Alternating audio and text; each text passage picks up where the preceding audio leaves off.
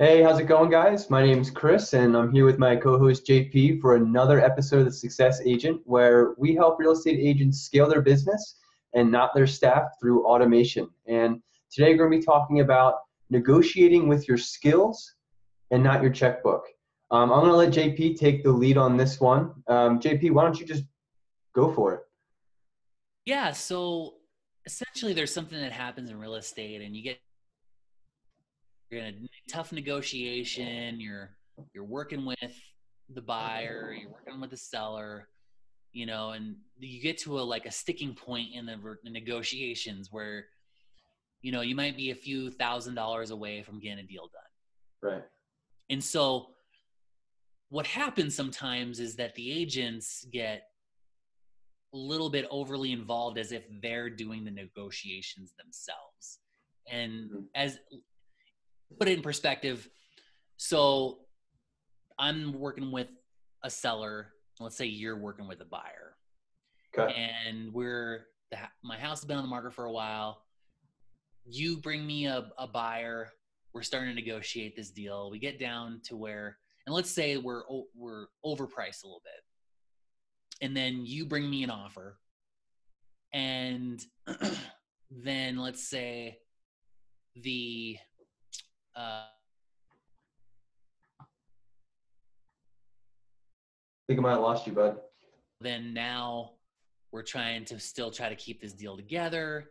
We're $10,000 or $15,000 below the list price.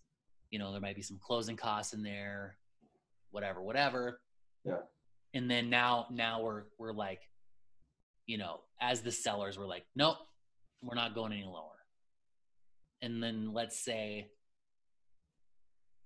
your buyers are like, well, if you can just come down to, a couple more $1,000, then we can put this deal together. So then what'll happen is then the agents will decide to maybe cut their commission a little bit to make up the difference for that $2,000. Right. So the question comes down to is, are we having the tough conversations with our sellers? Yeah. Or are we just taking the easy road and saying, well, if we just cut our commission and so we can get the deal done? Because let's say there's a domino effect. There's other houses. So like the seller wants to buy now. Right. But what we don't know is if we go from the sale to the buy, and let's say that seller wants to do the same thing. Mm-hmm. And it's like, what are our sellers and our buyers, what are they paying us for? Are they paying us for our skills, or are they paying us our abilities to just work for less and less and less and less? Right. Because we're doing ourselves a disservice by resorting to just working for less rather than they're paying us for our skills. They're paying us for our ability to help them negotiate. What direction are they going in, having tough conversations and saying, what is it that you really want? Do you really want to, is it that you want to save 2,000 or that you want to move on with your life? Mm-hmm. House has been on the market for a while. Like, we got to get real. Like, we need to come down to, is it really worth it to, to lose a deal, especially if your house has been on the market and then have to pay 2 or 3 more months? Because if you're on the market for 2 or 3 more months, that little difference could be made up by selling today rather than sitting it on the market for 2 or 3 more months. Mm-hmm. So we have to give ourselves as agents the respect that we deserve, because we've been with them, we've been holding their hand, we've been having the tough conversations, we're doing the price reductions, we're doing all this stuff. And now we're getting to a point where, we've got an offer on the table. Like, let's just figure out how to get it done, instead of me having to resort to paying you back when I haven't gotten paid yet. And this is the thing, like, real estate agents don't get paid until the deal closes, And so we're already providing a free service up until the point where now we get to negotiate, and you can see how we work. You get to see how we've, up to this point, we've marketed your home. We've done the open houses. We put it in the newspaper, put it in the magazine. We've run around town. We're telling everybody that we see about it. We've done the Facebook ads that we've already paid for before we got paid from the deal. We're doing the videos. We've done the 3D tours. We've done all this stuff in hopes that we get it sold. We try to lay that foundation up into the point of closing. And then we disrespect ourselves by saying, and then on top of that, I'm going to work for even less because I know you're going to buy another house from me. Right. Even though I don't even know what house it is. And I don't even know if we're going to have to do the same thing on that one. Exactly. You know, in what other industry, right? Do you say, hey, so let's say I'm a doctor, right? Yeah. You come in and you got a problem. You need some medicine, right? And I say, oh, so you've got extreme back pain, right? And you said, oh, you've been taking like a certain type of medication that really reduces the inflammation and stuff. And then I say, well, you know, in order for me to help you out, I got to give you ibuprofen instead. I know you're paid me for all my skills. I've diagnosed it that you absolutely have to have this medicine, right?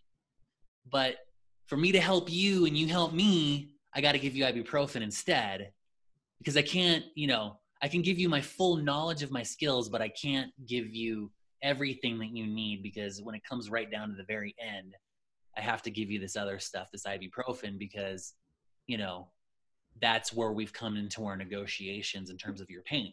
You know, I would love to go all the way with you, but, you know, since you're not working with me, then I can't work with you. So I have to give you ibuprofen instead of the, you know, whatever it is, the Oxycontin or whatever it is that you need, you know, to take care of all of your pain.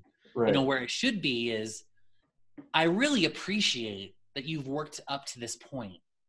I really appreciate your skills and your knowledge and your abilities. I'm willing to just go ahead and let's just get this deal done. So I'm going to go ahead and pay for the Oxycontin or whatever it is that I need, the painkiller that I absolutely have to have in order to move on. Is that way the pain's gone away. I'm done with it. I can move on. You know, maybe I can go running next week now because I've gotten the stuff that I absolutely have to have. And that's kind of where we're at with real estate, where it's like, you get up to that point where you're like, I need the stuff that I absolutely need. Okay, well then just pay the $2,000 and let's go. Right. You know, instead of giving me ibuprofen, you know, because if I wanted ibuprofen, I would want ibuprofen service too. You know, no, I want the Oxycontin service. Like, give me the Oxycontin service. That's what I'm paying you for. You know? Yeah, I think it's like kind of twofold here, because the second you start cutting your commission, that is going to lower your confidence, because you've already submitted to the idea that, you know, what you're doing is not worth what you originally were going to charge. So then, like you're saying, it's a domino effect. Like, oh, they want to go buy a house now, but I already said I would cut my commission by 0.5% or a whole percent, and they're just going to expect it again. And yeah, you got a double ender kind of, but you can't provide the maximum service because you're not getting the maximum benefit out of it. So neither are they, you know? And there's another analogy kind of with what you're going forth with doctors, and I love this one. So like, you go to the dentist, you got toothache, right? And the dentist goes, okay, well, that toothache's going to cost you $2,000 and it's going to take me 10 minutes. And you're like, oh man, why am I going to pay you $2,000 for 10 minutes of your time? And well, you know, the dentist be like, well, I can make it take an hour if you want. Still going to cost $2,000. And it's like, at the end of the day, you just want the product, or you want the end result, and you want it done as quickly as possible, as painlessly as possible, and without any repercussions afterwards. Right. Yeah. Because the alternative is, okay, for $1,000, we can just let the tooth like decay for a few more months. Right. You know, maybe it'll fall out on his own. Yeah. You know, or would you rather just pay the $2,000 and be done? You know, because for your visitation today, it's going to cost you $1,000. Right. You know, so you've already paid for it. You know, and it's like, you know, so it's like, you don't want to discount your skills and abilities by just, you know, folding over and saying, you know, because they've already agreed to pay you. They've agreed that this is the service you provide. So that really shouldn't be on the table at all. You know, at the end of the day, like, they're paying for your skills and abilities at the rate that you're charging, because you're not going to go to an attorney. You're not going to say, hey, I want you to defend me in court. but I want you to do a really, really, really good job if you could just do it for half price. Now that we've already agreed to this other price, I want you to give me the other one for a cheaper price. Right. Like, they're not going to fight for you as much. No. If you're saying, hey, can we renegotiate this thing, even though I really, really want to win, but I really, really, really want a discount. Well, if they're a good attorney, they're going to say, no, go to the guy across the street. He's half his price and has half as good results. That's what Right, you're paying and he would for. have done that at the beginning. Right. At the very, very beginning, he would have had that conversation and say, this is my price because this is the service that I provide. Uh-huh. If you want the other guy, I can give you his number. Yeah. You know, but then you're going to get the other guy's service too. Right. So why do you think agents default to that then? Just to cutting their commissions, or? You know, sometimes it's just fatigue. Yeah. You know, listing fatigue. Sometimes it's people result to that because they just want to be done. You know, they just want to be done with the deal, and that's not really giving your client a good service. Right. You're giving them a disservice because now you've mentally checked out, not only mentally but financially. You know, and that's not the right attitude to have. Is this like, I just want to be done attitude? Mm-hmm. Like, you need to be all in.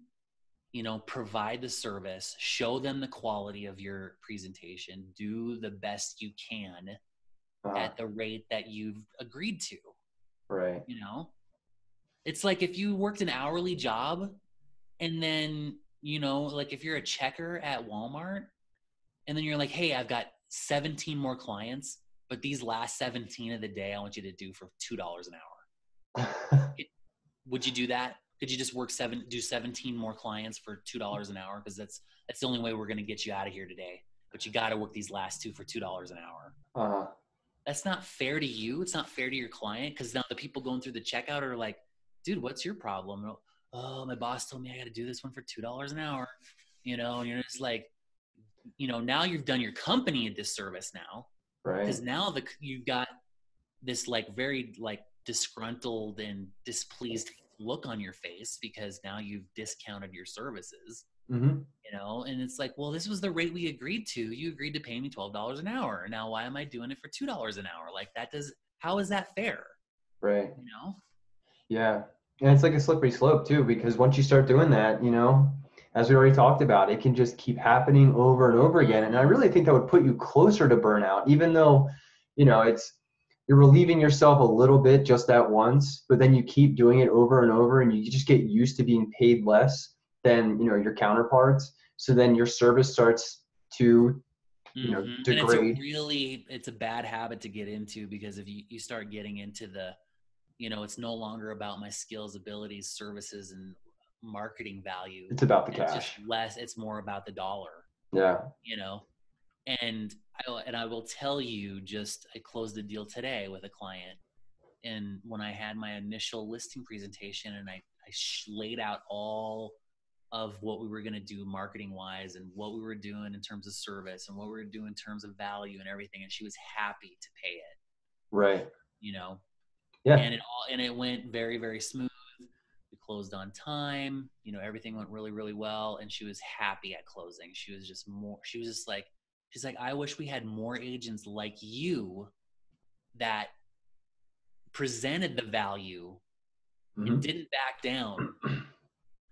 Then, you know, because now she's buying a house in another state, and they're like, yeah, they're not even nearly like organized as you guys are. It was crazy. It's just like, we got no timelines. We got don't know what's going on. We signed papers, and now we don't know what's happening.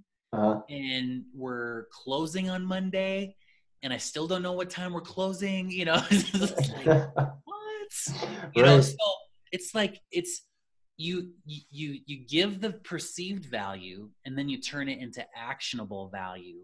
And then at the end of the day, they're going to appreciate you for what you bring to the table, not just what discounts or what check you can write. You know? Exactly.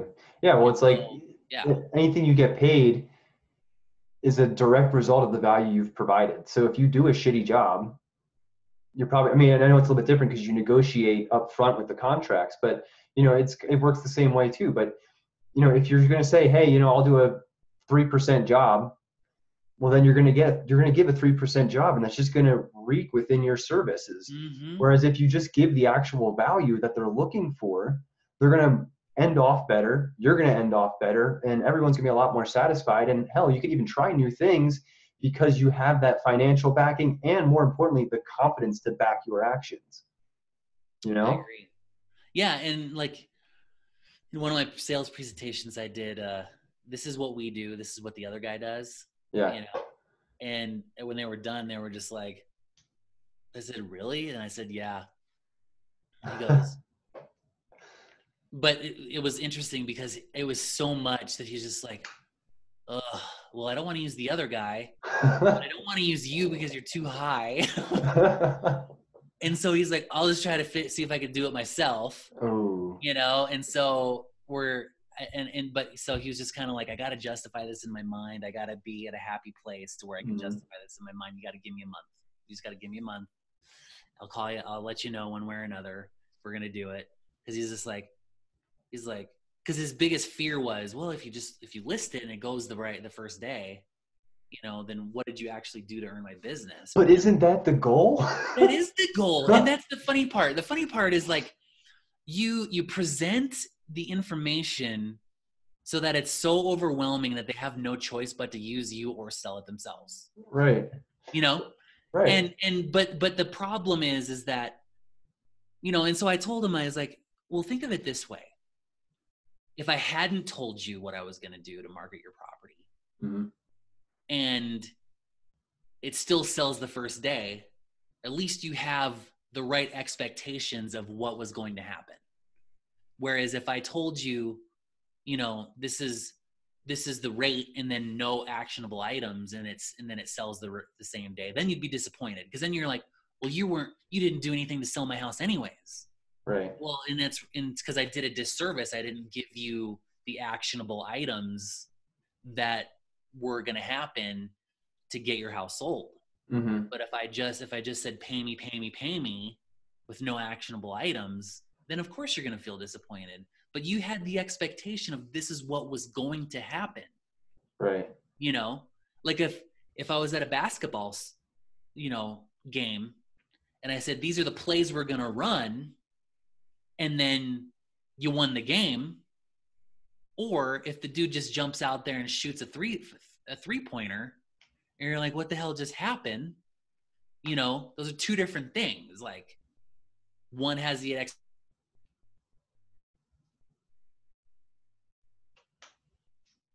We might have lost you again, but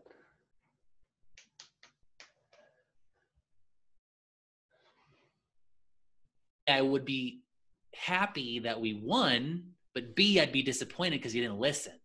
Right. You know, you have to repeat that because we just lost you. You went blank and paused. Oh, did I? Did you hear me at all? Well, so where you were getting at, you were I like, lost. Yeah, you're pausing out too. Can you see me now? Can you hear me at least? All right.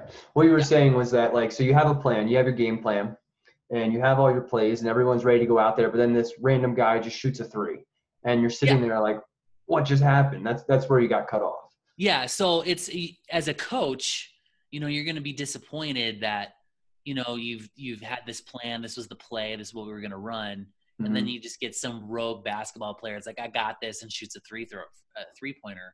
Right. Yeah, we still won, but I'd be disappointed because you didn't listen. Yeah. You know, there was no plan. You just ran out there and did it. And so, you know, it's the same thing as a seller. Like, I want to know what the plan is so I know what I'm paying for. You know, whereas if I just have to cut you a check and I had no idea what the plan was, and then I have to write you a check, then it's kind of like upsetting because I had no idea what I'm even paying for. Right. You know. Well, it kind of actually lends a hand to what, you know, your coaching business too, because when agents come in to your business and you have a service package, you know, you could just say, oh, well, this is going to be the end result, and I don't have a plan to get there. Or you can come in and say, nope, this is going to be week 1, this is week 2, this is week 3. And you give them the expectations. The expectations are set, and it's still the same end result. They're going to have more confidence in that process because they know what's going on. Right. You know? Yeah. And, you know, with any good, you know, long-term plan, you got to have steps to get there. Right. It's not just, well, if you just put my face somewhere on your website, somehow I'm going to give you business. And I'm like, that doesn't make any sense. I don't even know what I'm paying for there, unless you have a brand that just exudes, action. Like if I had something that said sponsored by Apple on my website, that's, the name alone could get it done. Sure. Doesn't matter how crappy the product is. Right. Yeah. They've worked pretty hard for that though, through actionable items and value. Yeah. But it took a long time to get to there where that just the brand alone carries its own weight. Whereas, there's not a coach out there that I'm aware of that can just by their brand alone can grow your business. Even Buffini, even having Buffini somewhere on your website wouldn't get it done. And he's very well known. Tom Ferry, any of those guys, like their name by themselves only means something within the real estate world. Outside of the real estate world, people are like, I don't know what you're talking about, dude. Right. So that's not going to attract enough, that there's not enough weight in that. So even they have to coach and train and show you the actionable items in order to get to where you need to get to. So speaking of actionable items, what is something that so I'm sure a lot of agents probably face this in their daily life. They just want to get the deal done. They want to bring home the commission and they think, hey, I guess I have to cut my commission to at least get something. What are some actionable items that people can take to not only stop that thought process, but just revert their current actions, just change what they're doing to actually get headed in the right direction? Well, I mean, the first one is just conceive what your worth is. Yeah. What do you mean by that? Oh, I lost you. Oh, this is so frustrating. Oh, you're back. So what do you mean by that, by conceive what your worth is? So conceiving your worth. So, that there's value in what you have to say. There's value in, respecting yourself enough as a business person and as an agent to give value back to your client. They're asking you, they already know what your rate is. So that should be a non-issue. Right. So now it's okay. So now that we're within $2,000 of getting the deal done. So what is it that you absolutely need versus want? Because those are two different things in order to move forward. Is it time? Is it money? Is it stress? Is it frustration? Do you have a goal? Like, do you want to get on with your life or do you want to hold on to $2,000? Can you visualize yourself in your new home or do you want to stay in your old one? Right. At the end of the day, like, unless you're going into debt in order to sell your house, which that's a totally different conversation, then what are we talking about right now? Like, let's just get it done and move on. Like at the end of the day, like our job is to get you an offer. We got one, Yeah. And not only that, but this is just the beginning. There are other things to negotiate. We still have the repairs. We still have the lender appraisal. These are other, roadblocks in the way of getting to the end result. So, what is it that you want to do in taking the whole money thing off the table? I mean, there are circumstances where you absolutely, you just get stuck in a position where, you might have to negotiate some commissions just because there's a circumstance that just has to, that it can't be moved unless there's some, motivation on both sides. Right. But a lot of times, like, there's variables, like there's some closing costs or whatever the case may be, where if the buyer really wants to buy the house and they see the value in that, raise the price by a couple $1,000 and let's just come to a happy medium to get it done.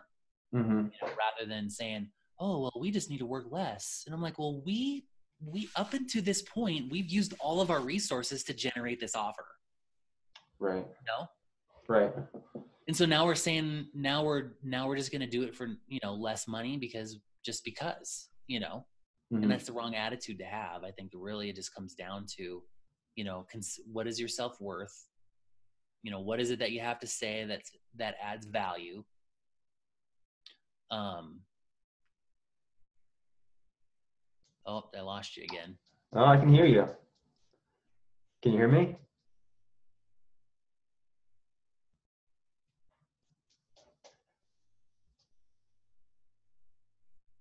Did I lose you for real?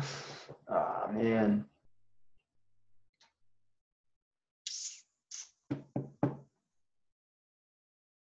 Yeah.